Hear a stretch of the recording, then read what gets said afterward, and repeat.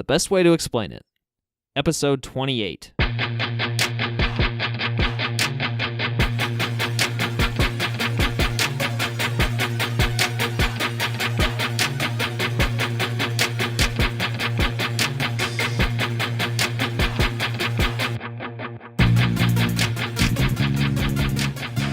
Good evening, good morning, or good afternoon, depending on when you're listening to this, and welcome to The Best Way to Explain It, the podcast that knows that Qdoba is better than Chipotle.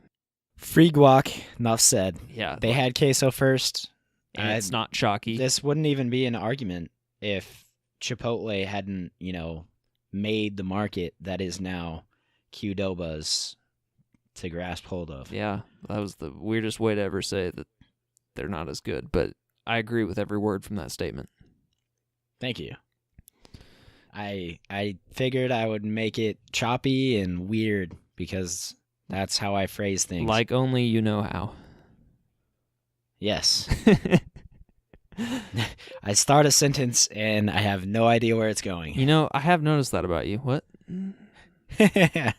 No, actually, I think when we were starting this, I mentioned that to you. You made that joke, yeah. No, well, the deal is I'm thinking in my head of a thought and where I want to get with it, and then I forget what I'm actually talking about. Like my voice is actually saying something that is about 2 steps behind where my brain's at. Oh, yeah. My brain just like rockets forward and it's like, you've got a great point. And then along the way, I miss the point and I make it sound awkward. So basically we need to start a podcast called Breckan's Inner Voice while he's talking on the best way to explain it. It would be a great offshoot. It's a working title. Yeah. We'll get there someday. Kind of long. Yeah. I don't know how I would describe the people who actually wanted to listen to that. So here's the question. Probably weird. Does your inner voice sound like you? My inner voice sounds, I want to say it sounds more like I've been drinking scotch and smoking cigars for 40 more years, but okay, that's just me. I don't know. I don't know what my inner voice sounds like. My inner voice sounds very intellectual, I want to say. Mm-hmm. My inner voice is Tom Selleck from Magnum P.I. Perfect. Mm-hmm. Wait, so your inner voice has a magnificent mustache and wears short shorts and boat shoes? That's the way I picture him. I love your inner voice. Yeah, Can I hang with him more often? No joke. I would. Oh, dude, imagine doing a podcast with Tom Selleck. I don't know if I could contain myself. Oh, I can't. Just thinking about it. Yeah. Do you mind shaving off most of your beard? I could do. I've done a mustache. You've seen me in a mustache, right? Yeah. Oh yeah, no, it's not Selleck worthy, but it's pretty good. It looks. I'm thinking of a specific picture that was part of our Christian organization that we were a part of. Oh yeah, I know exactly what picture you're talking about. Yeah, I had a green flannel on. My hair was all funky, and I had a mustache, and I looked like Ned Flanders. Had you been smoking the devil's lettuce? I had not been smoking the devil's lettuce. God rained his judgment down on me lightly. And Harry Potter and all his magical friends went straight to hell for practicing witchcraft. That's too much. Oh man. It really is, It really is too much there. Hey, what are we talking about today? Okay, school. Looks like we got a good episode coming up. We're gonna go talk about hunting some caribou and going to Tim Hortons for some jelly donuts. I really wish we were going for jelly donuts, but today we're talking about hockey. Ooh, hockey. Yeah, and I'm done with the accent because I don't want to listen, or I don't want to listen to us talk about that. Anyway, so what you're probably thinking is leave a suggestion hockey, telling us to do a whole episode entirely in Canadian accents, and it will be done. Okay, yeah. Best way to explain it.com/suggestions for all you people out there. So if you don't know what hockey is, you're probably like, isn't that for weird people from Wisconsin and Minnesota? Your answer would be yes. Some of them are cool, I guess, but whatever. Awesome cousins from Uh, North Dakota. oh yeah, that state's a state too, I guess. There are some people there. Oh, but due to how boring the NBA is and how dumb any other sport you can watch in the winter is, you might as well explain hockey so that you can watch that and give up on watching LeBron lose a bunch of games. All right, terrible Lose basketball games? bashing aside. They were on like a 10-13 loss streak, weren't they? I know that matters when he's in the finals again, but it's my boy. Yeah, I know it is. I know. But basketball bashing aside, hockey is very misunderstood amongst Americans, and I hate having to explain it to every noob, so why not use this episode to go over frequently asked questions and the basics of hockey, mainly 2 penalties that I'm thinking of that I always get questioned on, and then we'll take questions from there from Scout. Well, I'd like to point out that this is actually my request. Yes, So, this is your request. I You do get suggested the it. shout out. Yeah. Come on. Okay, we'll do So it. shouts out to Scott Olson. He gave us the suggestion. I didn't actually go on our suggestions board because I'm lazy. Yeah. Well, it was more in a text, but Yeah. it was more like, Well, I didn't know. you're really busy this week, and I was like, you already know a lot about hockey. You can probably get this done in 20 minutes. Yes, it's true. All right. I'm going to So- quit interrupting. Yeah, thank you. I feel like I'm at the bar with you, Hey, telling stories. Hey, just like old which we times. need to do sometime sure. soon. Anyway, hockey is played by 5 players on each side plus a goalie.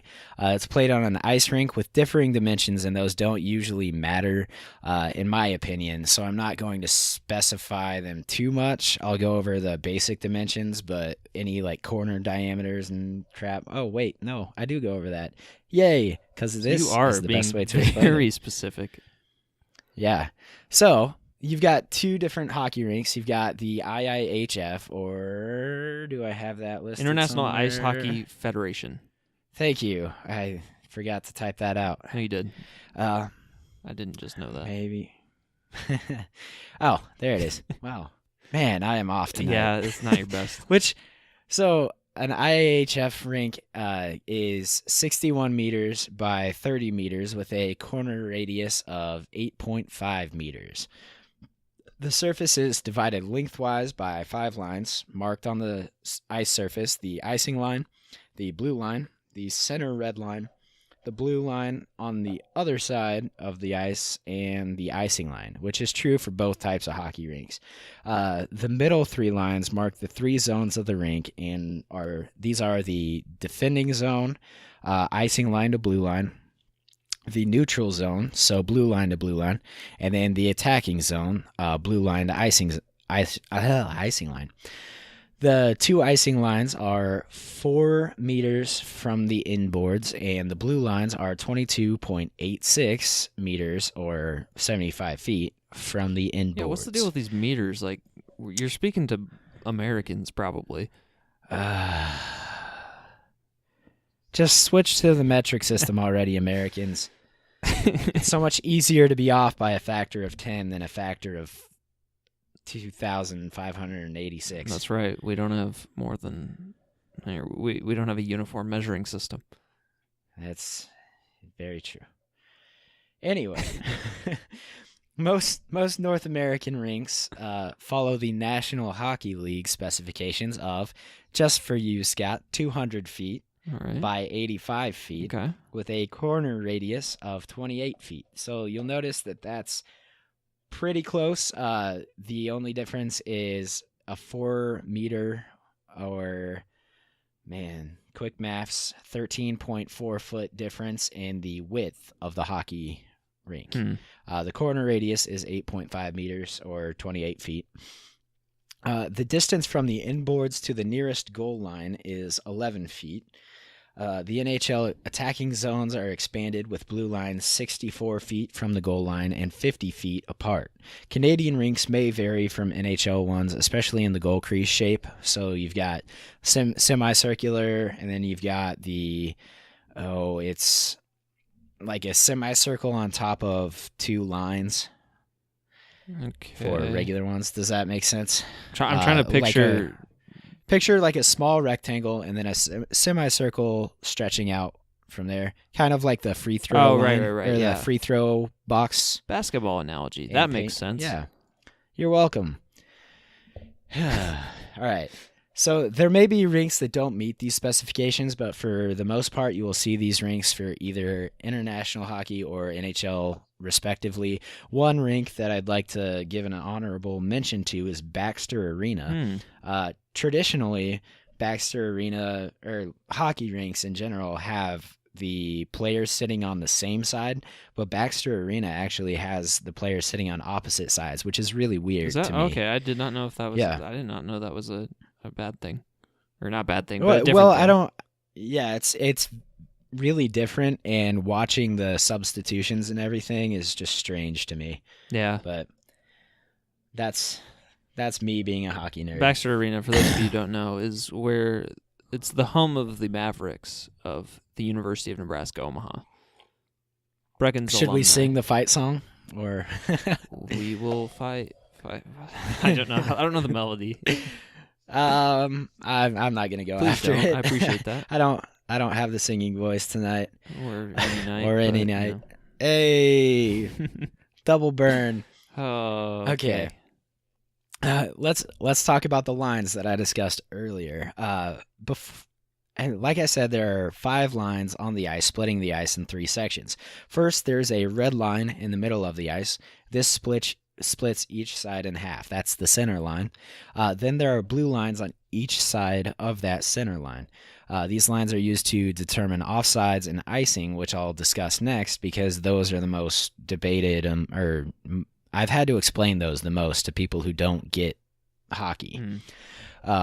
Last, there are lines on the goal line at each side. These lines are called the icing lines, and they help to determine the penalty for icing. I think I understand. So, but yeah, so let's move into these 2 penalties. They're not really penalties because no one gets sent to the box for them, but it causes a stoppage of play. Yeah, stoppage of play. Offsides and icing are the 2 most controversial, as I said before, and they're really misunderstood because we have people who grew up maybe playing soccer because their parents really didn't know what sport to throw them in, so they were like, hey, why not the most boring one? Yeah. Hey, well, you think about it, hockey is like ice soccer, more or less. Yeah, but you get to be violent and hit people in it. I didn't say it wasn't better. That's true. Offsides, unlike soccer, has nothing to do with the defenders or an imaginary line where the puck is when the puck is passed. Instead, offside has to do with the blue lines, as we've discussed earlier.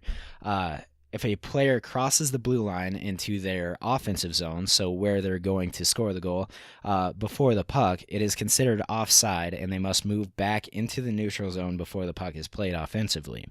If the puck is brought into the offensive zone while that player is still across the blue line, then it's a stoppage of play, and then they do a face-off. So a face-off is when the referee drops the puck, and then 2 players have to try and hit it to their side. Kind of like a tip-off for basketball. Right. Another basketball analogy. Yeah. Look at me. Okay. Those middle school basketball years really paid off. I didn't play. Well, yeah, I did play basketball in my middle school year. So now we have icing. Icing is very confusing, especially with the newest version of the rule. I'll start explaining that now, I guess. It's a 3 or more line pass that passes the icing line on the player who passes the puck's offensive side. This basically comes down to he's trying to pass it into the offensive zone to a player, and it goes too far, or he slid it too hard on the ice and it went too far, and now what it used to be is a defensive player had to touch that puck, and it would lead to some really exciting races between the offensive and defensive players, and usually like a big hit or something, sometimes a fight. I feel like that may not make sense. Okay, so Scott, how do you? I'm gonna try and repeat these back to you, and then you can correct me. Okay. So offsides, right? So there's these blue lines on either side of the ice, right? Yeah. So if I were to if I were to go into that offensive zone, which is denoted by the blue line, so the blue line from the blue line to the net, right? That's the offensive zone. Yeah, the net that you're attacking. Right. But if I do that before the puck gets past that blue line, then I'm offsides. Yep. And then they have to move it back to the neutral zone. So that, I assume, is to prevent just camping out the net constantly. Yep. Similar concept to soccer. Okay. So, because otherwise you could just have somebody kind of waiting there, Yeah. Yeah. Okay. It'd be like having a guy next to the basket in the basketball game and just like waiting there for a lob pass. Right. So it's from the kind other of like end. the 3-second rule or whatever in basketball. Yeah, like 3 seconds. You can't spend more than 3 seconds in the paint on offense. Yeah. Okay, and then icing.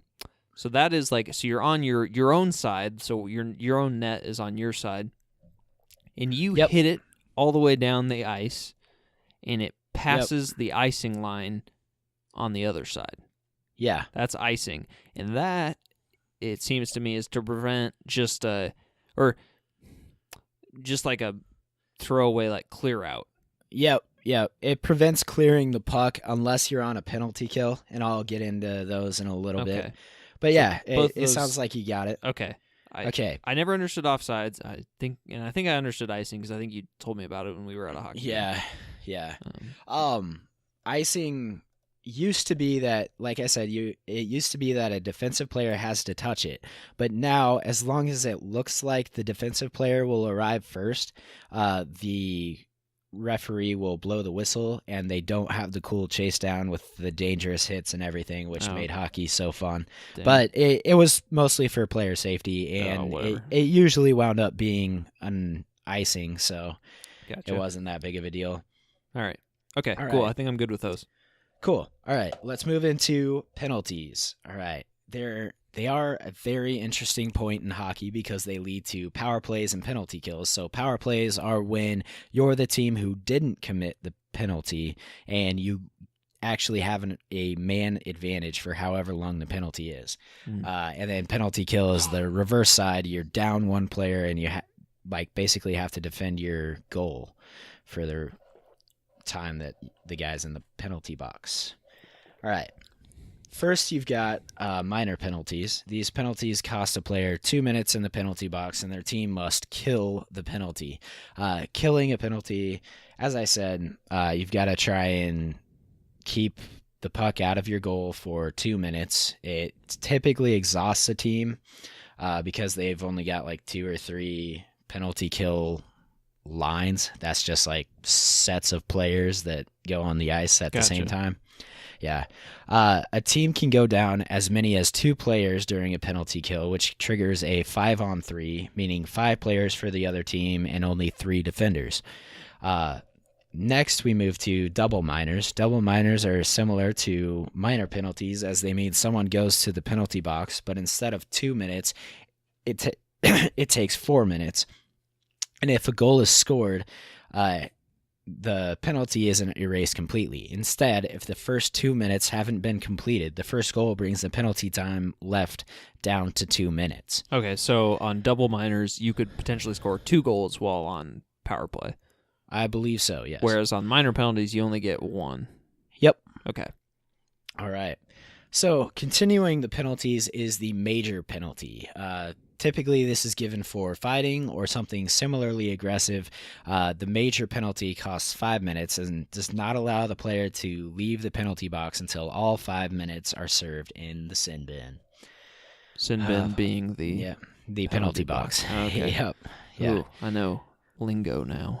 Yeah, look at you. All right.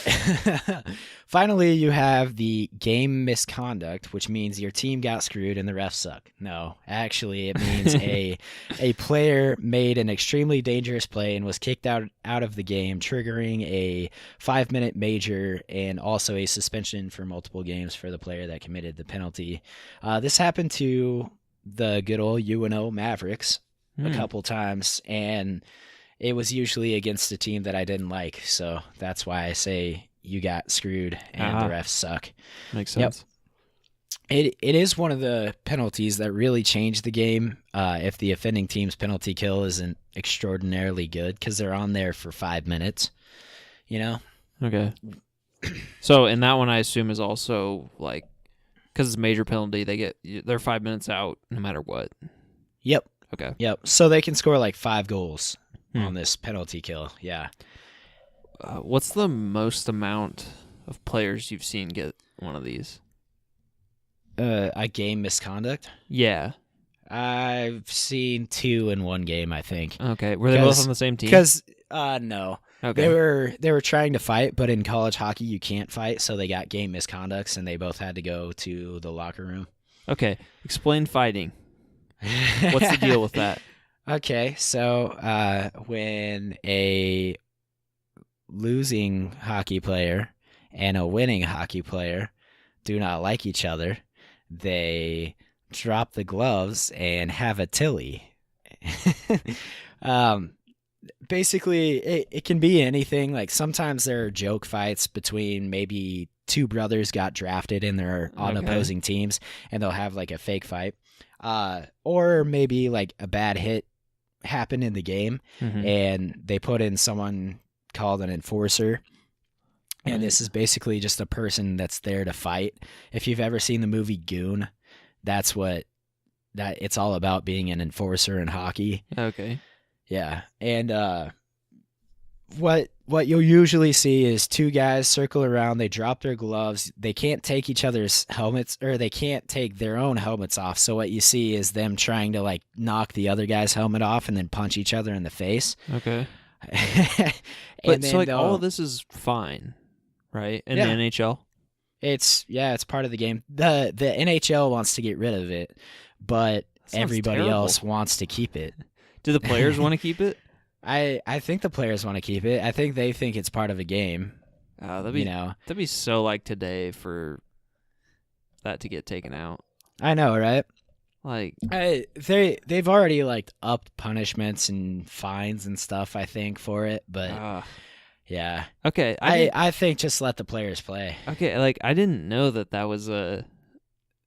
I always assumed that was just like a penalty, but like the refs seem to just kind of let it happen and make sure they don't kill each other. Well, yeah, I think the refs usually what you'll see is they wait until either the fight kind of settles down or one guy goes down on the ice, and that means that fight's over. Whoever knocked the guy down on the ice won the fight. That's so cool.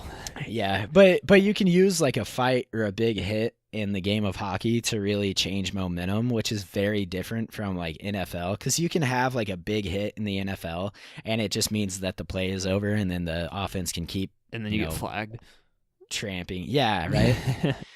Yeah, man, NFL should do fights. Tell you what. Well, they've already tried, Aqib Talib chain snatching. My man. I just think that's the most hilarious thing. Got him twice. Okay. Okay, right, I did have another question though, and I didn't. Okay. I don't see that you explain it. Okay, substitutions. So they don't stop play for substitutions. You just kind of do it. Yep. Okay. So what are the rules for that? The wording for the ruling is like a guy may, if they're in the neutral zone, a player may come out onto the ice while another player is coming back to the box. But the way I've seen it, you have to get to like where the bench where the players are sitting, not the box, excuse me. And then the player can jump out on the ice. And that's just because otherwise substitutions, like the guys would get way exhausted playing the game. Right. Okay, so how often are substitutions usually done? It depends on the coach. Typically, you'll get like a minute and a half to 2 minutes out on the ice, and then you'll be called back in for what they call a line change. That's their substitutions. Okay, and that's when you see like 3 or 4 players. Yep. That's when you see maybe like the penalty kill cleared the puck down the ice, and then you see all of them go to the bench. That's a line change for that penalty kill, and then you'll see 4 fresh players skate out, skate back to their goal, and get ready to defend. Gotcha. So how many players usually play in a game then? Like do they use? They have 3 to 4 lines, I believe, on each team. So. Whatever the math for that is, 5 players times 4, 20 plus 2 goalies. 2 goalies, yeah. Well, they'll keep 1 goalie in the game and then have 1 substitute. So 20 players for each team. Do they usually substitute a goalie? Or 25-ish players. If the team is losing pretty bad, they'll sub a goalie in. Yeah. But like if the guy's playing well, there's no reason. If he's playing well, there's no reason. Yeah. Okay. Yeah. If he's got a shutout or just 1 goal on him, then it's not that big of a deal. Yeah. Yeah. Okay. That's always interested me. So okay. Yeah. Do you not see lines mixed up very often? Do you usually play with the same players? They in the NHL, you'll see typically the same players, and then if a team's not doing well, you'll hear them talking about how they mixed up the lines and stuff to try and figure out who's going to work best. Okay. And so it's not guaranteed, but you'll typically see like Crosby, Malkin, and Kessel were a big one at one point, and then during the playoffs last year, Crosby, Gensel, and Kessel, I believe, was also on there. Well, and Gensel was clearly the best. Yeah, Gensel actually was in the playoffs. He scored the most goals. Yeah. For those of you who don't know, Jake Gensel was UNO Mav. And he killed it in the playoffs last year. Absolutely tore it up. All right. Okay. Have I satisfied your knowledge? I was trying to think of all these things that I've been wanting to ask you. And well, we've got 2 more segments, and then if you think of them or anything else. Cool. All right, awesome. Go for it. Sweet. So we've talked about penalties. We've talked about subs. But we haven't talked about stats. And hockey has some kind of weird stats, different from NBA or maybe even soccer. I don't know if soccer does the assists the same way as hockey. I don't really pay attention to it, so I'm sorry, I have no soccer idea people. Either. Yeah. We'll go over goals, which is pretty simple, points, hat tricks, assists, save percentages, and my favorite stat, penalties and minutes. So first, you've got goals. They're the number of times a player has put the puck in the net and embarrassed a goaltender's family. Wayne Gretzky holds the record for most goals scored all time in the regular season with 894 goals. He also holds the record for assists, points, and hat tricks. Okay. As mentioned before, there are assists. Assists go to the previous 2 offensive players who touched the puck before a goal. So a total of 2 assists can be given per goal, but sometimes you'll see an unassisted goal or just one person assisted the goal. Gretzky's record for assists is 1,963 assists all time. Okay. So how ridiculous are these records? Insane. I'll get to the next one, and that'll kind of show you how far above everyone Gretzky is. Okay. Next, there are points, which are the combined number of goals and assists. So all time, Gretzky has 2,857 points as his all-time record. The next highest is Jaromir Jagr with 1,921. Jaromir Jagr is like 50 years old. I know. And he's so old. I believe he's playing in the NHL or He just got traded to a non-NHL team. Okay. So yeah, I was going to say. So he was in the news. Yep. So he's basically done with the NHL, and he's still 900 plus points away from Gretzky's record. Well, he's been playing for 25 years. He's been playing for 25 years. Like, there's no way that anyone will touch it unless they make the goals bigger, which they're talking about, or I don't know. Is that why it's like it's no contest that Gretzky's the greatest? Yep. Yeah. Okay. Well, Gretzky's actually upset about it because he wants people to break his records. Like, he doesn't want to hold those forever. He wants to see people like really competing for him. He shouldn't have been so good. well, the deal is back then, I've had a roommate, a Minnesotan roommate who played hockey, talk about like the goalies back then. The goalies had like plastic face masks on, and he said the funniest thing. He goes, "Dude, nowadays goalies will go after the puck, but in those days they were trying to dodge that thing as fast as they could." Like, it just shows how the game of hockey has changed with our technological changes and everything. Well, do you think he'd be as good today? It's tough to say. Yeah. I think he'd still be. He's probably up obviously there. Be good. Like, yeah, he had some natural talent, obviously. yeah. He, without a doubt, he'd be like top 10 players almost every year. But whether or not he'd be undisputed all-time greatest, like, nobody can tell. Yeah. So, moving along with that, hat tricks are an exciting time in hockey, especially when it's the home team. It's when a single player on a team scores 3 goals in a game. I've witnessed a few at UNO hockey games, and they're a lot of fun, usually because it means you're killing the other team. Yeah. And then... Does Gretzky hold the record for those two? Yeah, I think I said that. Probably. But I didn't get the number. Yeah. All right. Probably a good bet. Yeah. Pretty much everything but saves. Yeah. Might even be in contention for that too. But saves are a statistic for the goalie. So the next two are strictly goalie-oriented statistics. Saves are when a shot by the other team is on goal and deflected away by the goalie. It's called a save. So when a goalie is really good, they may have about 30 plus saves per game, which leads me to the final statistic, the save percentage, which determines the good goalies from the sieves. A sieve implies that the goalie is full of holes. If you know what a sieve is, you use it to like shake out dirt and try and find gold and things like that. Diamonds. Save percentage is the amount of saves a goalie has divided by the amount of shots on goal. So pretty like standard, or you could just do like amount of, well, never mind. I'm not shots going on to throw goal. any. Tell us those. What are those? Shots. So a shot on, shot on goal is really what it sounds like.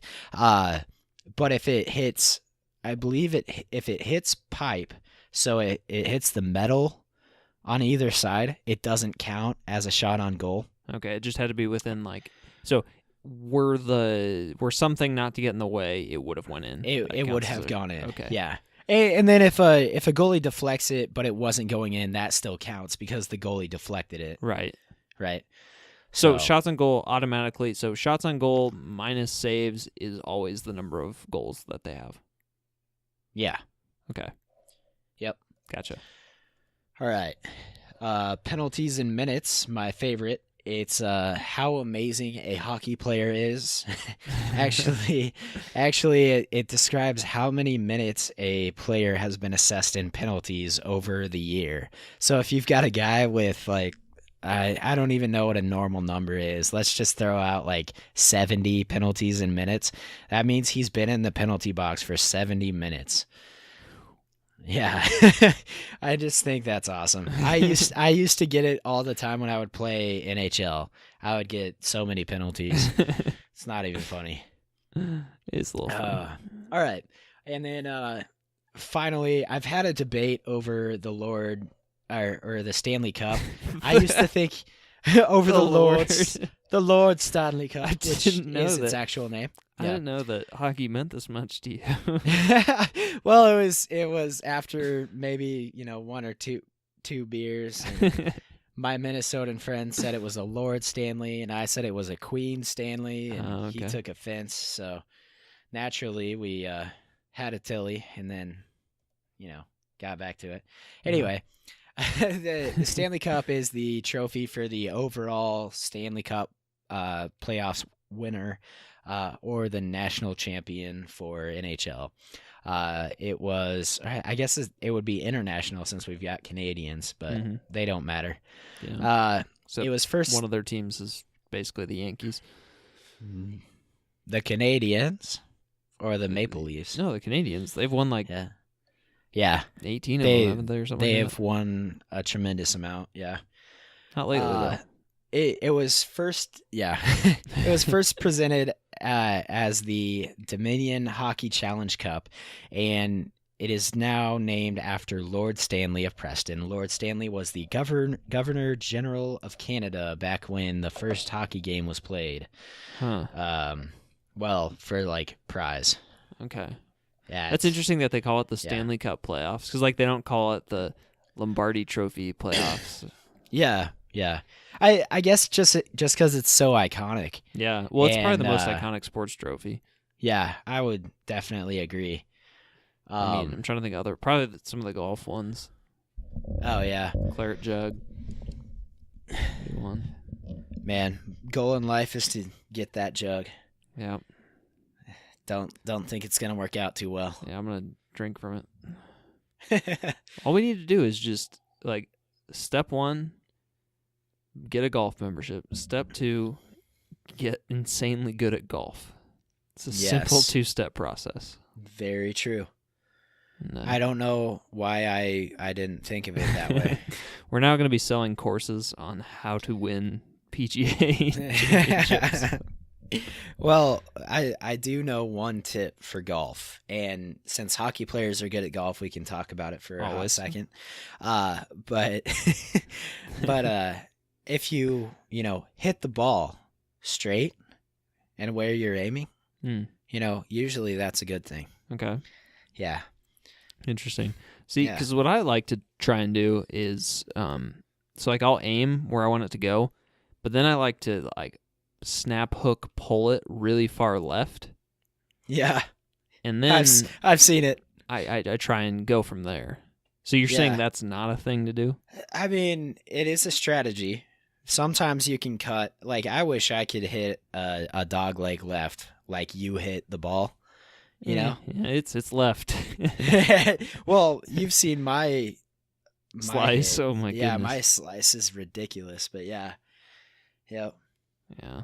And the reason I say hockey players are good at golf is like a lot of guys will go out after playing hockey and they'll play golf for the first time and they'll hit like a hole-in-one or something ridiculous. Yeah. Be like super close to the pin, and it's just because of the same motions that they have in a slap shot or a golf shot, Right. Yeah. That's funny.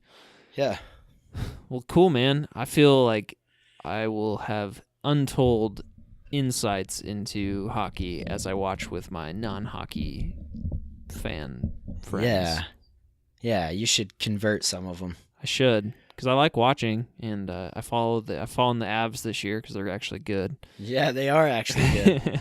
I'm kind of happy about that. I know. I'm looking forward to the playoffs. Me too. Me too. When they win dude, if they make the Stanley Cup playoffs, we're gonna like watch games, right? Yeah, we're going to Denver. Let's go. That'd be sick. No, I will go up and watch games or something. Dude, that'd be fun. At least one. Yeah, definitely. All right. Well, cool, man. That was a really good one. Thank you. Glad I was able to understand more of it. Yeah. And give hockey a try, guys. It's pretty fun, even if you're a little apprehensive. But hopefully you kind of understand more what's going on. You just want to hit the puck into the net. Yep, and then it's that easy. Other stuff happens. Occasionally people will punch each other. And, and you yell insulting and degrading things at the goalie. It's kind of a good time. I get way too hyped at hockey games. Yeah, I know you. Some of the things that come out of your mouth ought not be repeated on this podcast. Yeah, they won't be. Okay. So. Hopefully our listeners forgive me. All right. Well, I guess that will do it for us today. And yeah. I thought I had something else to say, but I didn't. All right. Good night. Get learning.